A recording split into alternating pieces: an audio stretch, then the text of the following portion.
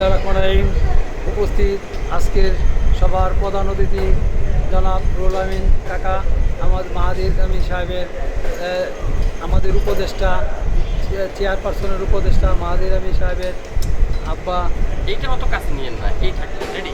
মাহাদির আমিনের আব্বা, আমাদের চাচা মুরব্বী, আরও উপস্থিত ছিলেন বাংলাদেশ জাতীয় দল মহানগর উত্তরের দপ্তরের দায়িত্ব যুগ্ম আহ্বায়ক মোহাম্মদ ABM আব্দুর রাজ্জাক। আজকে একটু জানতে চাই আজকের ইফতার মাহফিল কতজন আয়োজনে এবং আজকে অনুষ্ঠান সম্পর্কে জানতে চাই।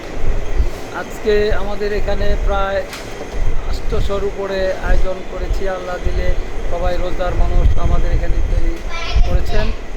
আর আয়োজক মনে করেন আমাদের সম্মিলিতভাবে জনাব জাভেদ ইকবাল কামরুল ভাই, সাবেক সভাপতি মিরপুর থানা, বর্তমান আহ্বায়ক কমিটি যুগ্ম আহ্বায়ক আবুল বাসার ভূয়া ভাই, আমার সবাই মিলে সহযোগিতায় অনুষ্ঠানটি করেছেন। আজকে একটু জানতে চাই আজকে এই যে ইফতার মাহফিল উপলক্ষে যেহেতু এসেই করেছি, তাই জানতে চাচ্ছি যে ঢাকায় আজকে মনে করেন বাংলাদেশ প্রধানমন্ত্রী হয়েছে তারেক রহমান সাহেব, আপনার অনুভূতি সম্পর্কে জানতে চাই।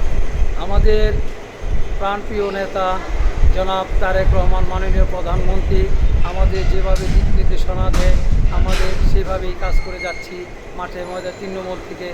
আমি বাংলাদেশ জাতীয়তাবাদী দলের ছাত্রদল মহানগর ছিলাম, TDC ছিলাম, ছাত্রদলের ছিলাম, বর্তমানে 11 নম্বর ওয়ার্ডের সভাপতি নির্বাচিত হয়েছি।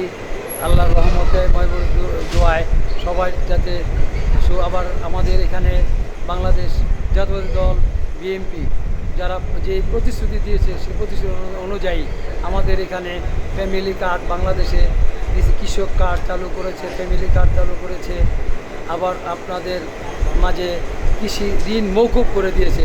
এই প্রতিশ্রুতি দিয়ে আমাদের প্রধানমন্ত্রী 31 দফা বাস্তবায়ন যাতে করতে পারে সেদিকে আপনারা আমাদেরকে সকলে সহযোগিতা করবেন, আমরা যাতে আপনাদের পাশে থাকতে পারি, এলাকার উন্নয়নে আমরা সহযোগিতা করতে পারি। ধন্যবাদ ধন্যবাদ আপনাকে, ধন্যবাদ আপনাকে।